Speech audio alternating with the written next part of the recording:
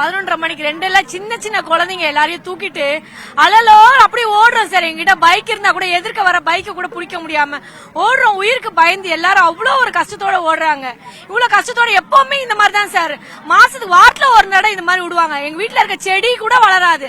அப்பனா எங்களோட ஜீவன்கள் எப்படி பாருங்க. ஒரு செடி கூட வளராத இருக்கும் போது எங்க உயிரெல்லாம் எவ்வளவு அது நாங்க சுவாசிக்கிறோம். அப்ப சுவாசிக்கும் போது எங்களோட உயிருக்கு எவ்வளவு ஆபத்து வருது. சின்ன சின்ன பிள்ளைங்களுக்கு ஒரே ஒரு நோய் வந்தா கூட தாங்குற எதிர்ப்பு சக்தி இல்ல சார். இது காத்தோட கலக்கறதுனால எவ்வளவு ஒரு பிரச்சனை, எவ்வளவு ஒரு பாதிப்பு வருது தெரியுமா? மக்களை கொஞ்சம் பாருங்க சார். இங்க பாருங்க, இந்த கம்பெனியே வேணாம் சார் எங்களுக்கு. இந்த கம்பெனினால எண்ணூர்ல எவ்வளவு ஒரு போராட்டம் தெரியுமா?